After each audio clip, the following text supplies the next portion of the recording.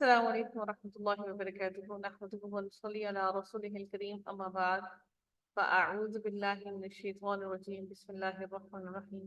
ورب اشرح لي صدري ويسر لي أمري واحلل عقدة من لساني يفقهوا قولي. ربنا زدنا علما اللهم فقهنا في الدين آمين يا رب العالمين. آغاز ہوتا ہے ہمارا پچھلا ہی پارہ ہمارا 25واں چل رہا ہے. اس کو ہم دیکھتے ہیں کہ اللہ تعالیٰ اس میں کیا ارشاد فرما رہے تھے. ہم لوگ کیا دیکھ رہے تھے، کیا پڑھ رہی تھی اس کے بارے میں. آیت نمبر 80 کو اگر ہم دیکھیں تو اللہ تعالیٰ ارشاد فرماتے ہیں ام یحسبون اننا لا نسمع سرهم ونجواهم بلا ورسلنا لدیہم یکتبون. اللہ رب العزت ارشاد فرماتے ہیں کہ کیا ان کا یہ خیال ہے کہ ہم ان کی پوشیدہ باتوں کو اور ان کی سرگوشیوں کو نہیں سنتے ہیں؟ یقیناً ہم برابر سن رہے ہیں، بلکہ ہمارے بھیجے ہوئے ان کے پاس ہی لکھ رہے ہیں. بھیجے ہوئے سے مراد کیا ہے کہ وہ جو اللہ تعالیٰ نے فرشتے بھیجے ہیں کرامن کاتبین، وہ اللہ تعالیٰ ان کی تمام کاموں کو جو یہ کر رہے ہیں سب کو لکھ رہے ہیں. اللہ تعالیٰ نبی اکرم صلی اللہ علیہ وسلم کو کہتے ہیں کہ نبی آپ کہہ دیجئے کہ اگر بالفرض رحمان کی اولاد ہو تو میں سب سے پہلے عبادت کرنے والا ہوتا، کہ اگر تو رحمان کی کوئی اولاد ہوتی تو میں سب سے پہلے اس رحمان کی اولاد کی عبادت کرتا. تو اگر رحمان کی اولاد ہوتی تو ظاہر ہے میں سب سے پہلے ایمان لانے والا ہوں، تو میں بھی اس کی عبادت ضرور کرتا جس کی تم عبادت کر رہی ہو. سبحان رب السماوات والارض رب العرش عما یصفون. اللہ تعالیٰ کو ارشاد فرماتے ہیں کہ آسمانوں اور زمین اور عرش کا رب جو کچھ یہ بیان کرتے ہیں اس سے بہت پاک ہے، ان ساری باتوں سے پاک ہے جس کے لیے یہ اللہ تعالیٰ کے ساتھ شریک ٹھہراتے ہیں. رب تعالیٰ پھر ارشاد فرماتے ہیں کہ فذرهم يخوضوا وَيَلْعَبُوا حَتَّى يُلَاقُوا يَوْمَهُمُ الَّذِي يُوعَدُونَ.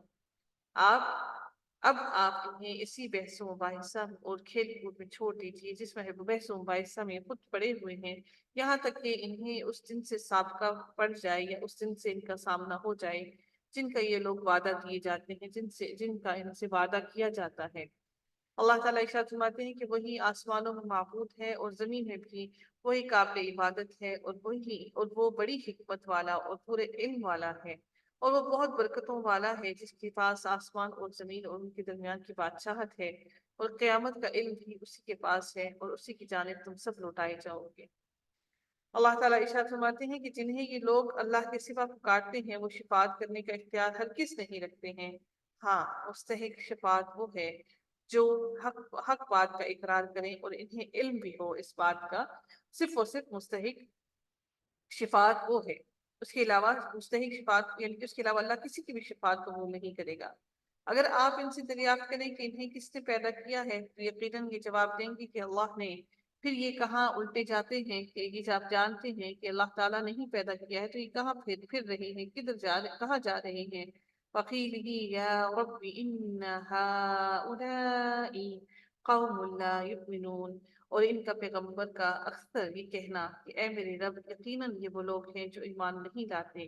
اس سے مراد کیا ہے کہ اللہ کے پاس ہی قیامت اور اپنے پیغمبر کی شکوے کا علم ہے، کہ قیامت کے دن کا علم، یعنی کہ اس قیامت کے دن کا علم اللہ تعالیٰ ہی کے پاس ہے. بس آپ ان سے منہ پھیر دیں اور کہہ دیں اچھا بھائی سلام. انہیں عنقریب خود ہی معلوم ہو جائے گا کہ وہ کس عذاب میں مبتلا ہو جائیں گے. بس ان کو سلام کہہ کر آپ وہاں سے منہ موڑ لیجئے. میں اس کے بعد بہت چھوٹی سی بات بیان کرنا چاہوں گی. جیسے کل میری ملاقات ہوئی تو ہر جگہ پہ لوگ ہمارے ہاں انفارچونیٹلی، کہ میں خود کو کوئی عالم نہیں کہتی، نعوذ باللہ، اللہ معاف کرے مجھے، کہ میں صرف علم سیکھنے والی ہوں. تو ہر کوئی سمجھتا ہے کہ وہ عالم فاضل ہی ہے دین کے معاملے میں، اور ہم بڑی جلدی سے بحث و مباحثہ میں پڑ جاتے ہیں. تو میری اب کوشش اتنے سالوں کے بعد اب یہی ہوتی ہے، جو بحث کر رہی ہوتے ہیں وہاں میں بالکل خاموشی اختیار کر لیتی ہوں، کیونکہ انہوں نے آپ ان کے سامنے جتنی بھی دلیل لے آئے وہ صرف اور صرف اس وجہ سے آپ کو نیچا دکھانے کی کوشش کریں گے کہ ہمارے پاس تم سے زیادہ علم ہے. تو میں اس وجہ سے کوشش ہمیشہ یہی کرتی ہوں کہ ہمیشہ خاموشی اختیار کی جائے.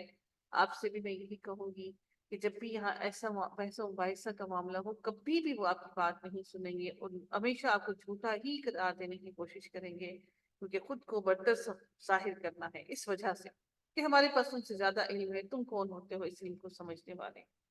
تو علم اور قرآن اور جو دین ہے وہ صرف اور صرف ہمارے اللہ تعالیٰ اور ہمارے نبی کا، ہمارے اللہ رب العزت کا دین ہے.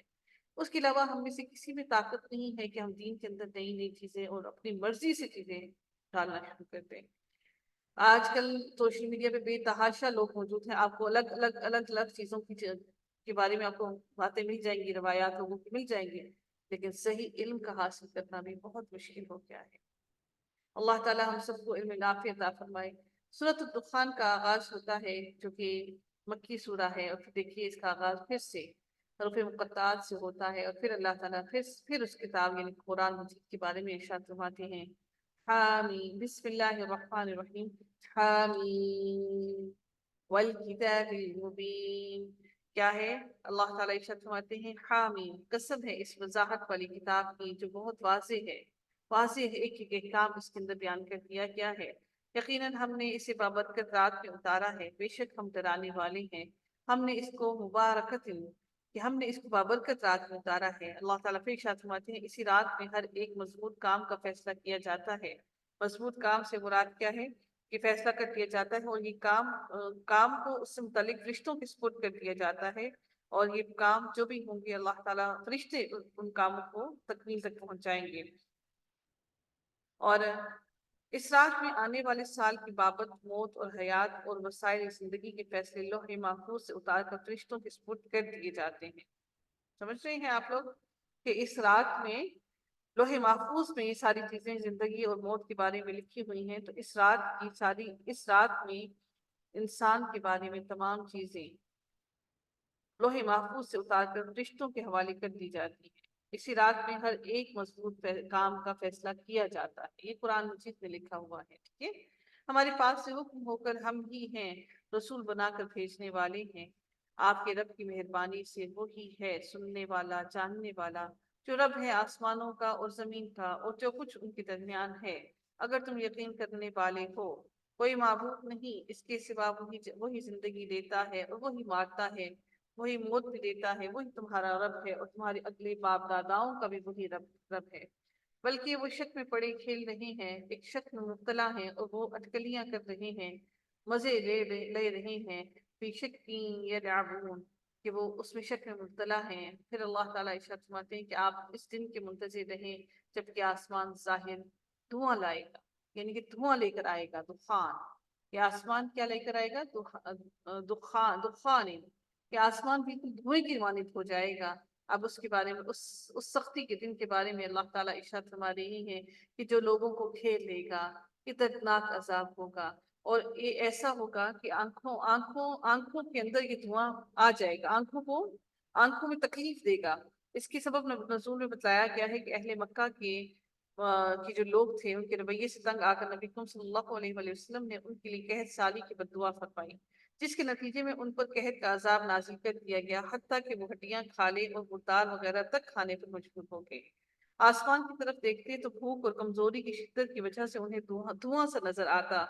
بالآخر تنگ آ کر نبی کریم صلی اللہ علیہ وآلہ وسلم کی خدمت میں حاضر ہوئے اور عذاب ٹلنے پر ایمان لانے کا وعدہ کیا، لیکن یہ کیفیت دور ہوتے ہی ان کا کفر اور بھی زیادہ بڑھ گیا، اور وہ واپس کفر میں مبتلا ہو گئے۔ چنانچہ پھر جنگ بدر میں ان کی سخت گرفت کی گئی، کیونکہ انہوں نے اپنے اوپر سے عذاب کو ٹلنے کے لیے کہا، اور نبی کریم صلی اللہ علیہ وآلہ وسلم نے جب ان کے لیے دعا کی تو وہ پھر سے ویسے ہی منکر ہو گئے، اور پھر اللہ تعالیٰ نے جنگ بدر میں ان سب کو پکڑ لیا۔ اور بعض کہتے ہیں کہ یہ جو آیت ہے اس کا نزول جو ہے وہ قرب قیامت کی 10 بڑی بڑی علامات میں سے ایک علامت دھواں بھی ہے۔ دخان قیامت سے پہلے کی میجر سائن میں بھی یہ شامل ہے، جس سے کافر زیادہ متاثر ہوں گے اور مومن کو بہت کم تکلیف ہوگی۔ کافروں کو بہت زیادہ اس کی تکلیف ہوگی۔ آیت میں اسی دھوئیں کا ذکر ہے۔ اس تفسیر کی روح سے یہ علامت قیامت کے قریب ظاہر ہوگی، کہ قیامت کے قریب یہ علامت ظاہر ہوگی۔ تو باہر اگر دیکھا جائے، امام شوکانی بھی فرماتے ہیں کہ یہ دونوں ہی روایات اس حدیث کے بیک گراؤنڈ کے لحاظ سے دونوں ہی درست ہیں، ٹھیک ہے؟ دخان کے بارے میں بہرحال قیامت کے قریب تو یہ لازمی آئے گا، اور یہ میجر سائنس میں سے ایک سائن ہے، ٹھیک ہے؟ اللہ تعالیٰ پھر ارشاد فرماتے ہیں جو لوگوں کو گھیر لے گا یہ دردناک عذاب ہے، کہیں گے کہ اے ہمارے رب کی آفت ہم سے دور کر، ہم ایمان قبول کرتے ہیں۔ ان کے لیے نصیحت کہاں ہے؟ کھول کھول کر بیان کرنے والے پیغمبر ان کے پاس آ چکے ہیں۔ پھر اس کے بعد ارشاد ہوتا ہے ثم تولوا عنہ وقالوا معلم مجنون، پھر ارشاد باری تعالیٰ ہوتا ہے پھر بھی انہوں نے ان سے منہ پھیرا اور کہہ دیا کہ سکھایا پڑھایا ہوا باولا ہے، مجنون ہے، جنون طاری ہو گیا ہے اس پر۔ پھر بھی ہم عذاب کو تھوڑا دور کر دیں گے، ہم عذاب کو تھوڑا دور کر دیں گے تو تم پھر اپنی اسی حالت پر آ جاؤ گے جس دن ہم بڑی سخت پکڑیں گے، بالیقین ہم بدلہ لینے والے ہیں۔ قیامت کے دن کے بارے میں ذکر کیا جا رہا ہے کہ ہم اس دن بہت سخت پکڑیں گے۔ یقیناً ان سے پہلے ہم قوم فرعون کو بھی آزما چکے ہیں، جن کے پاس اللہ کا باعزت رسول آیا کہ اللہ تعالیٰ کے بندوں کو میرے حوالے کر دو، یقین مانو کہ میں تمہارے لیے امانت دار رسول ہوں، اور تم اللہ تعالیٰ کے سامنے سرکشی نہ کرو۔ میں تمہارے پاس کھلی دلیل لانے والا ہوں، اور میں اپنے اور تمہارے رب کی پناہ میں آتا ہوں اس سے کہ تم مجھے سنگسار کر دو، اور اگر تم مجھ پر ایمان نہیں لاتے تو مجھ سے الگ ہی رہو۔ اس سے مراد کون سے وہ لوگ دو تھے جو یہ کہہ رہے تھے کہ ان لوگوں کو میرے حوالے کر دو؟ وہ کون سے دو لوگ تھے جنہوں نے کہا کہ ان لوگوں کو میرے حوالے کر دو؟ جی جلدی بتائیے گا، وہ کون سے دو لوگ تھے جنہوں نے یہ کہا کہ ان لوگوں کو میرے حوالے کر دو؟ کسی کو نہیں معلوم؟ ہم حضرت موسیٰ علیہ السلام اور حضرت موسیٰ علیہ السلام کے بھائی حضرت ہارون علیہ السلام، ان دونوں بھائیوں نے جب آ کے فرعون سے کہا کہ ان لوگوں کو بنی اسرائیل کو ہمارے حوالے کر دو تاکہ ہم ان کو ان کے واپس انہی کے علاقے میں لے جائیں اور وہاں پر عزت کی زندگی واپس گزار سکیں۔ پھر انہوں نے اپنے رب سے دعا کی کہ یہ سب گنہگار لوگ ہیں، ہم نے کہہ دیا کہ راتوں رات تو میرے بندوں کو لے کر نکل، یقیناً تمہارا پیچھا کیا جائے گا تو دریا کو ساکن چھوڑ کر چلا جا، بلا شبہ یہ لشکر غرق کر دیا جائے گا۔ ساکن یعنی کہ جس طرح سے وہ پہاڑ کی طرح اونچا کھڑا ہے دریا، اس کو ویسے ہی ساکن، ویسے ہی اسٹل، ویسے ہی ان کو چھوڑ کے چلا جا، تمہیں یہ نقصان نہ پہنچائے گا۔ اور اللہ تعالیٰ نے یہ بھی فرما دیا کہ بے شک ہم ان دونوں باقی لوگوں کو یہاں پر غرق کر دیں گے۔ وہ بہت سے باغات اور چشمے چھوڑ گئے اور کھیتیاں اور راحت بخش ٹھکانے اور وہ آرام کی جگہیں جن میں عیش کر رہے تھے، وہ ساری چیزیں جن کو اللہ تعالیٰ نے تباہ اور برباد کیا، وہ ساری چیزیں اپنے پیچھے چھوڑ گئے۔ اور وہ آرام کی چیزیں جن میں عیش کر رہے تھے اسی طرح ہو گیا، اور ہم نے ان سب کا وارث دوسری قوم کو بنا دیا۔ اللہ تعالیٰ نے ان کا وارث، دیکھیے کہ اللہ تعالیٰ انسان کے پاس مال اسباب سب کچھ ہوتا ہے، پھر اللہ تعالیٰ کسی دوسری قوم کو ان کا وارث بنا کر لے آیا، سو ان پر تو نہ آسمان اور زمین روئے اور نہ انہیں مہلت ملی، یعنی کہ اللہ تعالیٰ نے سب کو نست و نابود کر دیا۔ اللہ تعالیٰ نے فرمایا کہ ان کی اس نست و نابودی پر، ان کی اس طرح سے مکمل طور پر ختم ہونے پر، فنا ہونے پر، نہ تو آسمان رویا اور نہ ہی زمین روئی، کہ اللہ تم نے ان سب کو غرق کر دیا۔ تو ان میں سے کسی پر بھی نہ آسمان رویا اور نہ ہی زمین روئی۔ اتنی اہم بات ہے کہ اپنے گھمنڈ میں تھے اور پھر کچھ بھی نہ ہوا۔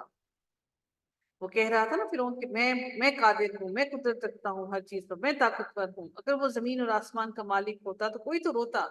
فما بکت علیہم السماء والارض وما كانوا منظرین، ان پر کوئی بھی نہ رویا بلکہ انہیں کوئی مہلت بھی نہ دی گئی۔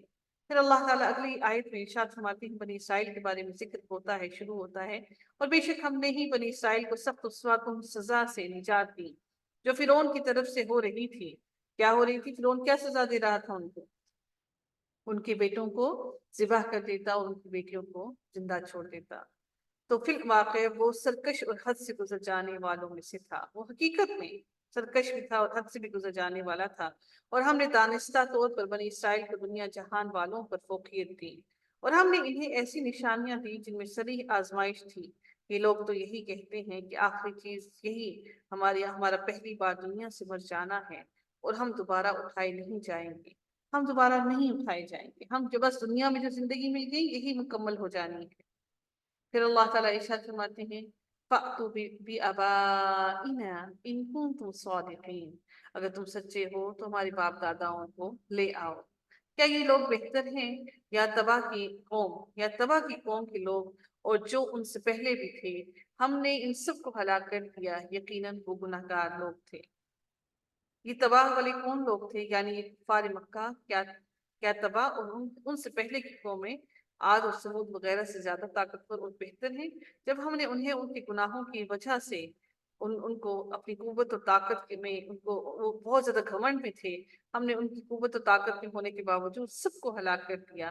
تبا سے مراد قوم سبا ہے، اور سبا میں حمیل قبیلہ تھا، یہ اپنے بادشاہ کو تبا کہتے تھے۔ جیسے روم کے بادشاہ کو روم کے بادشاہ کو کیسر کہا جاتا تھا، فارس کے بادشاہ کو کسرا اور مصر کے حکمران کو فرعون کہا جاتا تھا۔ یہ بادشاہوں کے انہوں نے نام رکھے ہوئے تھے۔ اسی طرح سے یہ جو سبا کے جو لوگ تھے وہ اپنے بادشاہ کو حمیر کا قبیلہ، حمیر یہ قبیلہ جو تھا اپنے بادشاہ کو تبا کہا کرتا تھا، ٹھیک ہے جی۔ تو اس بارے میں جو اللہ تعالیٰ نے یہاں پر ارشاد فرمایا وہ یہی فرمایا کہ کیا یہ لوگ بہتر ہیں، کیا تبا کی قوم کے لوگ اور جو ان سے بھی پہلے تھے، یعنی کہ قوم عاد اور سمود تھے، ہم نے ان سب کو ہلاک کر دیا، یقیناً وہ سب کے سب گناہگار تھے۔ ہم نے ان سارے مجرموں کو ہلاک کر دیا۔ پھر ارشاد باری تعالیٰ ہوتا ہے ہم نے زمین اور آسمانوں اور ان کے درمیان کی چیزوں کو کھیل کے طور پر پیدا نہیں کیا کہ ایسے ہی کھیل کھیل میں پیدا ہو گئیں، بلکہ ہم نے انہیں درست تدبیر کے ساتھ ہی پیدا کیا ہے، لیکن ان میں سے اکثر لوگ نہیں جانتے۔ یقیناً فیصلے کا دن ان سب کا طے شدہ وقت ہے، اس دن کوئی دوست کسی دوست کے کچھ بھی کام نہ آئے گا اور نہ ان کی مدد کی جائے گی، مگر جس پر اللہ کی مہربانی ہو جائے وہ زبردست اور رحم کرنے والا ہے۔ بے شک زقوم تھور کا درخت، زقوم کا جو درخت ہے اس کے بارے میں ذکر کیا جا رہا ہے کہ وہ زقوم کا درخت کیا ہے۔ ان شجرات الزقوم، بے شک زقوم کا درخت گناہگار کا کھانا ہے۔ زقوم کا درخت کیا ہے؟ گناہگار کا کھانا ہے۔ یہ اوپر لکھی ہوئی ہے نا بچے، سورہ نمبر اسی پاس بالکل ایسا یہ جی، پارہ نمبر 25 ہے، سورہ دخان ہے، سورہ الدخان، یہ اوپر اس کی پارہ چل رہا ہے لکھا ہوا، ٹھیک ہے۔ طعام الاثیم، یہ ان گناہگاروں کا کھانا ہے۔ زقوم کا جو درخت ہے وہ ان گناہگاروں کا کھانا ہے، جو مثل تلچھٹ کے ہے اور پیٹ میں کھولتا رہتا ہے، یعنی کہ اچھلتا ہے، بالکل ایسا۔ تلچھٹ کیا ہے؟ آگ میں پگھلی ہوئی چیز، یعنی کہ تلچھٹ کیا ہوتا ہے؟ تانبے کی طرح پگھلا ہوا تانبا، اس طرح کی وہ ہوگا، اس طرح کا وہ زقوم کا درخت ہوگا کہ جیسے آگ میں پگھلا ہوا تانبا ہو، اور جیسے ہی وہ پیٹوں میں ڈالیں گے تو ان کی انتڑیاں بھی گل جائیں گے۔ اللہ تعالیٰ پھر مزید ارشاد فرماتے ہیں کہ مثل تیز گرم پانی کے، مثل تیز گرم پانی کے۔ پھر اللہ تعالیٰ ارشاد فرماتے ہیں کہ اسے پکڑ لو، پھر گھسیٹتے ہوئے بیچ جہنم تک پہنچاؤ۔ ان سارے گناہگاروں کو پکڑ لو اور ان کو جہنم کے بیچ میں، درمیان میں، ان کے سائڈوں پر نہیں، بالکل درمیان میں سب سے زیادہ ہم جب چولہا جلاتے ہیں تو آگ کی تپش سب سے زیادہ کہاں پر ہوتی ہے؟ اس کی سائڈوں پر ہوتی ہے کہ مڈ میں ہوتی ہے؟ کہاں پر ہوتی ہے جی؟ آپ جب چولہا جلاتے ہیں، توا جو آپ لوگ کا ہم لوگ رکھتے ہیں، پین رکھتے ہیں، تو سب سے زیادہ تپش کہاں پر ہوتی ہے آگ کی؟ مڈ میں، درمیان، مڈ میں ہوتی ہے۔ مڈ میں ہوتی ہے۔ تو دیکھیے رب تعالیٰ کی باتیں کہ اللہ تعالیٰ نے کوئی بات چھوڑی نہیں۔ اللہ تعالیٰ نے کہا کہ ان کو درمیان میں جہنم کے لے آؤ، اسے پکڑ لو، پھر گھسیٹتے ہوئے بیچ جہنم تک ان کو پہنچاؤ، پھر اس کے سر پر سخت سخت گرم پانی کا عذاب بہاؤ، پھر ان کے سروں پر فوق رأسہ، ان کے سروں پر بہاؤ وہ گرم پانی۔ اس سے کہا جائے گا چکھتا جا، تو بڑا عزت والا اور بڑی اکرام والا تھا۔ انت العزیز الکریم، تو بڑا کریم تھا، تو بڑا عزت والا سمجھتا تھا خود کو اس دنیا کے اندر۔ پھر ارشاد باری تعالیٰ ہوتا ہے ان ھذا ما کنتم به تمترون، یہی وہ چیز ہے جس میں تم شک کیا کرتے تھے، اسی کے بارے میں شک کرتے تھے، تو یہ عذاب کہاں سے آئے گا؟ لے کر آؤ نا عذاب۔ پھر اللہ تعالیٰ پھر ارشاد فرماتے ہیں کہ بے شک اللہ سے ڈرنے والے امن چین کی جگہ میں ہوں گے، باغوں اور چشموں میں۔ اب اللہ تعالیٰ جنت کی نعمتوں کو ذکر کر رہے ہیں۔ کیسے ممکن ہے کہ جہنم کو اللہ نے کھول کھول کر بیان کر دیا اور جنت کا ذکر نہ ہو؟ باریک اور دبیس ریشم کے لباس پہنے ہوئے آمنے سامنے بیٹھے ہوں گے، آمنے سامنے، دور دور نہیں، آمنے سامنے بیٹھے ہوں گے۔ یہ اسی طرح ہے، اور ہم بڑی بڑی آنکھوں والی حوروں سے ان کا نکاح کر دیں گے، بڑی بڑی آنکھوں والی حوریں، حوروں کی بھی مختلف ان کی ہوں گی، جیسے انسان کے اعمال ہوں گے اس حساب سے حوریں بھی مختلف ہوں گی، اور جو مومن عورتیں ہوں گی وہ ان حوروں کی سردار ہوں گی۔ اس کا مطلب ہے کہ وہ ان حوروں سے بھی زیادہ خوبصورت ہوں۔ اللہ رب العزت ارشاد فرماتے ہیں کہ بہت سی عورتیں کہتی ہیں کہ جی یہ کیا بات ہے، مرد وہاں پہ بھی حوریں دی جائیں گی، تو یہ کیا بات ہے، یہ تو کوئی بات ہی نہ ہوئی کہ ہم پھر سے انہی مردوں کے تابع ہیں اور مردوں کو اور اتنی حوریں دے دی جائیں گی، تو یہ بات، اور پھر عورتیں سمجھتی ہیں کہ شاید ان کو جیلسی بھی ہوگی۔ ایسا نہیں ہوگا، جیلسی نہیں ہوگی، کیونکہ انسان کو جب جنت میں داخل کیا جائے گا تو دل میں سے حسد اور بغض کو صاف کر کے ہمیں جنت میں انشاءاللہ داخل کیا جائے گا۔ تمہارے دلوں میں حسد ہوگا ہی تو آپ لوگ خوش رہیں گے انشاءاللہ جنت کے اندر۔ یہ اسی طرح ہے، اور ہم بڑی بڑی آنکھوں والی حوروں سے ان کا نکاح کر دیں گے دل جمعی کے ساتھ، وہاں ہر طرح کے میووں کی فرمائشیں کرتے ہوں گے، ہر طرح کے میوے کھانے چاہتے ہوں گے، وہاں وہ موت چکھتے کہ نہیں، ہاں پہلی موت جو وہ پہلے مر چکے، الا الموت الاولی، یعنی کہ جو پہلی دفعہ وہ مر چکے بس وہی موت ان کو آئے گی، اور پھر اس کے بعد دوبارہ ان کو موت نہیں آئے گی۔ انہیں اللہ تعالیٰ نے دوزخ کی سزا سے بچا دیا۔ وَوَقَاهُمْ عَذَابَ الْجَحِيمِ، یہ صرف تیرے رب کا فضل ہے، یہی ہے بڑی کامیابی۔ ہم نے اس قرآن کو تیری زبان میں آسان کر دیا تاکہ وہ نصیحت حاصل کریں۔ اب تو منتظر رہ، یہ بھی منتظر رہیں۔ فَارْتَقِبْ إِنَّهُمْ مُرْتَقِبُونَ۔ سورۃ الجاثیہ کا آغاز ہوتا ہے، یہ بھی مکی سورہ ہے، آپ دیکھتے ہیں کہ اس کا بھی حروف مقطعات سے آغاز ہوتا ہے، اور پھر فوراً ہی اللہ تعالیٰ پھر ہمارا رب کائنات اس کتاب کی بات کرتے ہیں۔ سوچئے کہ اللہ تعالیٰ نے اس قرآن کے بارے میں کتنی کتنی بار بار بار کہا، تو ہم یہ کتنے بدبخت ہیں کہ ہم اس قرآن کو سمجھنا نہیں چاہتے۔ بسم اللہ الرحمن الرحیم، حامیم تنزیل الکتاب من اللہ العزیز الحکیم۔ یہ کتاب اللہ غالب حکمت والے کی طرف سے نازل کی ہوئی ہے۔ آسمانوں اور زمین میں ایمانداروں کے لیے یقیناً بہت سی نشانیاں ہیں، اور خود تمہاری پیدائش میں اور ان جانوروں کی پیدائش میں جنہیں وہ پھیلاتا ہے، ان میں بھی اللہ تعالیٰ کی طرف سے بہت بڑی نشانیاں ہیں۔ یقین رکھنے والی قوم کے لیے یہ سب نشانیاں ہیں، اور رات دن کے بدلنے میں، اور جو کچھ روزی اللہ تعالیٰ آسمان سے نازل فرما کر زمین کو اس کی موت کے بعد زندہ کر دیتا ہے، اس میں اور ہواؤں کے بدلنے میں بھی ان لوگوں کے لیے جو عقل رکھتے ہیں، ان سب کے لیے نشانیاں۔ تِلْکَ آیاتُ اللَّهِ نَتْلُوهَا عَلَيْكَ بِالْحَقِّ، یہ ہیں اللہ کی آیتیں جنہیں ہم آپ کو صحیح طرح سے سنا رہے ہیں۔ پس اللہ تعالیٰ اور اس کی آیتوں کے بعد ہم کس بات پر ایمان لائیں گے؟ ابھی کس بات پر ایمان لے کر آئیں گے؟ ویل ہے، ہلاکت ہے اور افسوس ہے ہر ایک جھوٹے گناہگار پر۔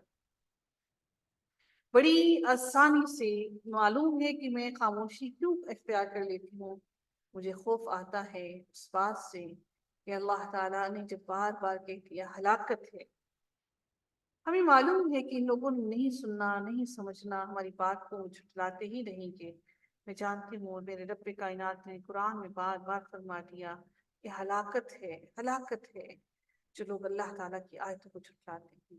اور ہم مسلمان بہت زیادہ، بہت کامن ہے ہمارا، ہم مسلمانوں کے درمیان میں کہ ہم اللہ تعالیٰ کی آیتوں کو جھٹلاتے ہیں، ہم اس کو کچھ بڑی بات سمجھتے ہی نہیں ہیں۔ پھر رب کائنات ارشاد فرماتے ہیں جو آیتیں اللہ کی آپ اپنے سامنے پڑھی جاتی ہوئی سنیں، یعنی کہ نبی جب آپ اپنے سامنے، جب بھی کوئی آپ کے علاوہ بھی جب بھی کوئی اللہ کی آیتوں کو اپنی آنکھوں اپنے سامنے پڑھی ہوئی سنے، پڑھی جاتی ہوئی سنے، پھر بھی غرور کرتا ہو، اس طرح اڑا رہے کہ گویا سنی ہی نہیں۔ اڑے رہتے ہیں اپنی انا میں آ کر، تکبر میں رہتے ہیں کہ ہم نے نہیں سنی ہے۔ پھر اللہ تعالیٰ ارشاد فرماتے ہیں کہ تو ایسے لوگوں کو دردناک عذاب کی خبر پہنچا دیجیے۔ وَإِذَا عَلِمَ مِنْ آيَاتِنَا شَيْئًا اتَّخَذَهَا هُزُوًا، وہ جب ہماری آیتوں میں سے کسی آیت کی خبر پا لیتا ہے تو اس کی ہنسی اڑاتا ہے۔ یہی لوگ ہیں جن کے لیے رسوائی کی مار ہے، ان کے پیچھے دوزخ ہے۔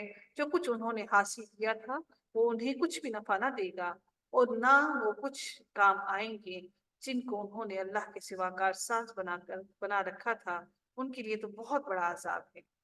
یہ تو مکمل ہدایت ہے، اور جن لوگوں نے اپنے رب کی آیتوں کو نہ مانا ان کے لیے بہت سخت دردناک عذاب ہے۔ یہ قرآن تو مکمل طور پر ہدایت ہے، ھذا ھدی، یہ ہدایت ہے۔ اور جو اس کو جھٹلاتا ہے، اس کا انکار کرتا ہے، ان کے لیے اللہ تعالیٰ نے بہت دردناک عذاب کا اعلان کر دیا۔ اللہ ہی ہے جس نے تمہارے لیے دریا کو تابع بنا دیا تاکہ اس کے حکم سے اس میں کشتیاں چلیں اور تم اس کا فضل تلاش کرو اور تاکہ تم شکر بجا لاؤ۔ اور آسمان اور زمین کی ہر چیز کو بھی اس نے اپنی طرف سے تمہارے لیے تابع کر دیا ہے۔ جو غور کریں یقیناً ان سب کے لیے اس کے اندر نشانیاں ہیں۔ یہ چلتی ہوئی کشتیوں کی اللہ نے بہت دفعہ ذکر کیا کہ اللہ تعالیٰ نے ان کشتیوں کو تمہارے تابع بنا دیا ہے۔ آپ ایمان والوں سے کہہ دیجئے کہ وہ ان لوگوں سے درگزر کریں جو اللہ کے دنوں کی توقع نہیں رکھتے، تاکہ اللہ تعالیٰ ایک قوم کو ان کے کرتوتوں کا بدلہ دے دے، ان کے اعمال کا بدلہ دے دے۔ یعنی جب تم ان کی ایذاؤں کا سبب اور ان کی زیادتیوں سے درگزر کرو گے تو یہ سارے گناہ ان کے ذمے ہی رہیں گے، جن کی سزا ہم قیامت والے دن ان پر لے آئیں گے۔ جو نیکی کرے گا وہ اپنی ذاتی بھلے کے لیے، اور جو برائی کرے گا اس کا وبال بھی اسی پر ہوگا۔ پھر تم سب اپنے پروردگار کی طرف لوٹائے جاؤ، سب کے سب اللہ تعالیٰ کی طرف لوٹائے جاؤ گے۔ پھر اللہ تعالیٰ ارشاد فرماتے ہیں وَلَقَدْ آتَيْنَا بَنِي إِسْرَائِيلَ الْكِتَابَ وَالْحُكْمَ وَالنُّبُوَّةَ وَرَزَقْنَاهُم مِّنَ الطَّيِّبَاتِ وَفَضَّلْنَاهُمْ عَلَى الْعَالَمِينَ۔ یقیناً ہم نے بنی اسرائیل کو کتاب، حکومت اور نبوت دی تھی، اور ہم نے انہیں پاکیزہ اور نفیس روزیاں بھی دی تھی۔ نفیس روزیاں من و سلوہ بھی اللہ تعالیٰ نے ان کی طرف اتارا، اور انہیں دنیا والوں پر فضیلت بھی دی، اور ہم نے انہیں دین کی صاف صاف دلیلیں دی۔ پھر انہوں نے اپنے پاس علم کے پہنچ جانے کے بعد آپس کی ضد بحث سے ہی اختلاف برپا کر ڈالا۔ یہ جن جن چیزوں میں اختلاف کر رہے ہیں ان کا فیصلہ قیامت والے دن ان کے درمیان خود تیرا رب کر دے گا۔ تیرا رب ان کے درمیان اس بارے میں فیصلہ کر دے گا۔ پھر ہم نے آپ کو دین کی ظاہر راہ پر قائم کر دیا، سو آپ اسی پر لگے رہیں، اس دین پر لگے آپ لگے رہیں، اور نادانوں کی خواہشوں کی پیروی ہرگز نہ کیجیے گا۔ ان کی خواہشیں ہیں کہ آپ کو دین سے ہٹا دیں، آپ ان کی خواہشوں کی پیروی ہرگز نہ کیجیے گا۔ یاد رکھیں کہ یہ لوگ ہرگز اللہ کے سامنے آپ کا کچھ نہیں بگاڑ سکتے، کچھ کام نہیں آ سکتے۔ سمجھ لیں کہ ظالم لوگ آپس میں ایک دوسرے کے رفیق ہوتے ہیں، اور پرہیزگاروں کا کارساز صرف اللہ ہی ہوتا ہے۔ واللہ ولی المتقین، اللہ ہی کارساز ہوتا ہے متقی لوگوں کا۔ یہ قرآن لوگوں کے لیے بصیرت کی باتیں اور ہدایت رحمت ہے، اس قوم کے لیے جو یقین رکھتی ہے، صرف اس قوم کے لیے جو یقین رکھتی ہے اس کے لیے ہدایت ہے۔ کیا ان لوگوں کو جو برے کام کرتے ہیں یہ گمان ہے کہ ہم انہیں ان لوگوں جیسا کر دیں گے جو ایمان لائے اور نیک کام کیے، کہ ان کا مرنا جینا یکساں ہو جائے، کہ اللہ تعالیٰ جیسے ان کو زندگی دے گا اور جیسے ان کو موت دے گا اللہ تعالیٰ ان دونوں کا مرنا جینا ایک جیسا کر دے۔ برا ہے وہ فیصلہ، وہ گمان جو یہ لوگ کر رہے ہیں۔ ساء ما یحکمون، ایسا نہیں ہو سکتا کہ ظالم، مجرم اور ہدایت یافتہ ایک جیسے نہیں ہو سکتے۔ پھر رب کائنات ارشاد فرماتے ہیں کہ اور آسمانوں اور زمین کو اللہ نے بہت ہی عدل کے ساتھ پیدا کیا ہے، اور تاکہ ہر شخص کو اس کے کیے ہوئے کام کا پورا پورا بدلہ دیا جائے اور ان پر ظلم نہ کیا جائے۔ کیا آپ نے اسے بھی دیکھا جس نے اپنی خواہش نفس کو اپنا معبود بنا رکھا ہے، اور باوجود سمجھ بوجھ کے اللہ نے اسے گمراہ کر دیا ہے۔ سمجھ بوجھ بھی ہے، عقل مند بھی ہے، باشعور بھی ہے، لیکن اللہ تعالیٰ نے اس کو گمراہ کر دیا، اور اس کے کان اور دل پر اللہ تعالیٰ نے مہر لگا دی، اور اس کی آنکھ پر بھی پردہ ڈال دیا ہے۔ اب ایسے شخص کو اللہ کے بعد کون ہدایت دے سکتا ہے؟ کیا اب بھی تم نصیحت نہیں پکڑتے ہو؟ افلا تذکرون، تم نصیحت ابھی بھی نہیں پکڑتے ہو؟ پھر اللہ تعالیٰ ارشاد فرماتے ہیں کہ انہوں نے کہا کہ ہماری زندگی تو صرف دنیا کی زندگی ہی ہے، ہم مرتے ہیں اور جیتے ہیں اور ہمیں صرف زمانہ ہی مار ڈالتا ہے۔ انہیں کیا لگتا ہے کہ ہم یہ جو دنیا کی زندگی ہے بس یہی زندگی ہماری ہے، اس کے علاوہ ہمیں دوبارہ نہیں اٹھانا پڑے گا، دوبارہ ہمیں زندگی نہیں دی جائے گی۔ یہ دہریہ اور ان کے ہمنوا مشرکین مکہ کا قول ہے، اور جو آخرت کے منکر تھے وہ کہتے تھے کہ بس یہ دنیا کی زندگی ہی پہلی اور آخری زندگی ہے، اس کے بعد کوئی زندگی نہیں، اور اس میں موت اور حیات کا سلسلہ محض زمانے کی گردش کا نتیجہ ہے۔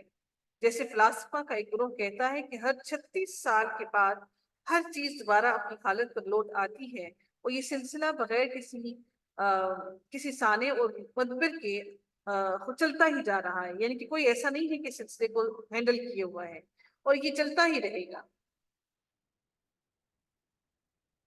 اور یہ جو گروہ ہے یہ دوریا گروہ کہلاتا ہے۔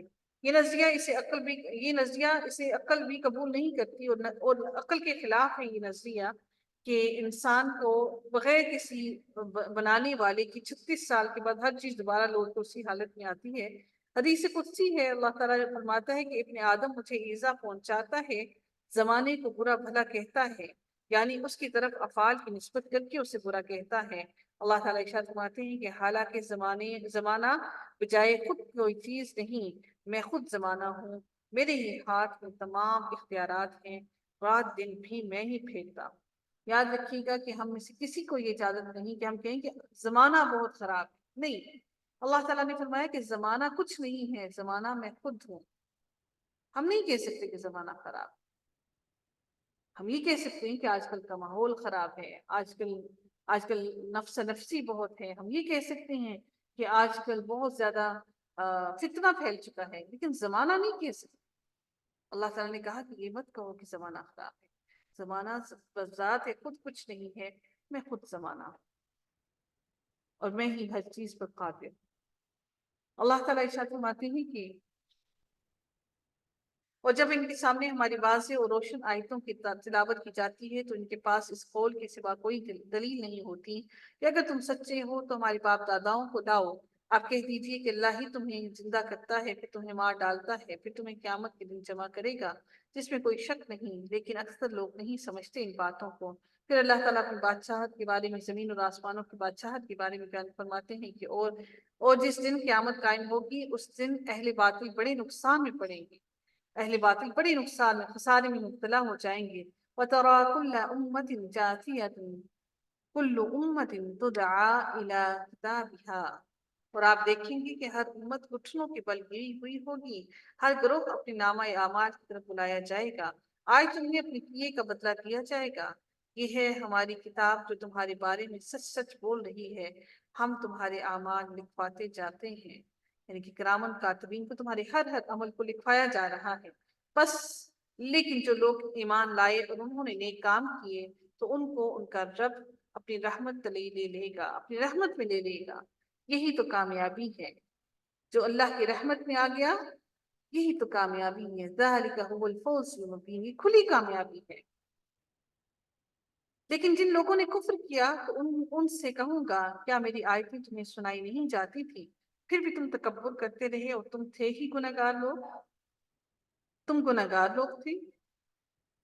اور جب کبھی کہا جاتا ہے کہ اللہ کا وعدہ یقیناً سچا ہے اور قیامت کے آنے میں کوئی شک نہیں، تو تم جواب دیتے تھے کہ ہم نہیں جانتے قیامت کیا چیز ہے، ہمیں کچھ یوں ہی سا خیال ہو جاتا ہے لیکن ہمیں یقین نہیں۔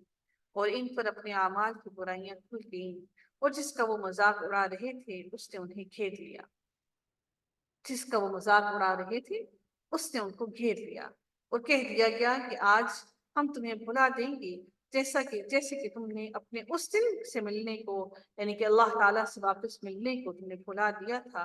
تمہارا ٹھکانہ جہنم ہے اور وہاں پر تمہارا کوئی بھی مددگار نہیں ہے۔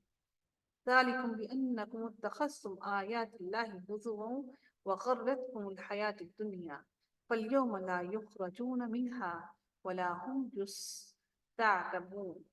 اس لیے ہے یہ سارا کچھ، اس لیے تمہیں جہنم میں ڈالا جا رہا ہے۔ اللہ تعالیٰ یہ بھی بیان کر رہی ہے، حالانکہ اللہ تعالیٰ کو ضرورت نہیں ہے بیان کرنے کی کہ تمہیں جہنم میں کیوں ڈالا جا رہا ہے۔ اللہ تعالیٰ بیان کر رہی ہے یہ اس لیے ہے کہ تم نے اللہ تعالیٰ کی آیتوں کی ہنسی مذاق اڑایا تھا اور دنیا کی زندگی نے تمہیں دھوکے میں ڈال رکھا تھا۔ بس آج کے دن نہ تو یہ دوزخ سے نکالے جائیں گے اور نہ ان سے کوئی عذر اور معذرت قبول کی جائے گی۔ بس اللہ کی تعریف ہے جو آسمانوں اور زمین کا پالنے والا رب ہے، رب العالمین ہے۔ پھر اللہ تعالیٰ ارشاد فرماتے ہیں، پھر سورہ کا اختتام ہوتا ہے اللہ تعالیٰ کی حمد و ثنا کے ساتھ کہ فَلِلَّهِ الْحَمْدُ رَبِّ السَّمَوَاتِ وَرَبِّ الْأَرْضِ رَبِّ الْعَالَمِينَ وَلَهُ الْكِبْرِيَاءُ فِي السَّمَاوَاتِ وَالْأَرْضِ وَهُوَ الْعَزِيزُ الْحَكِيمُ۔ تمام بزرگی اور بڑائی آسمانوں اور زمین میں اسی کی ہے اور وہی غالب اور حکمت والا ہے۔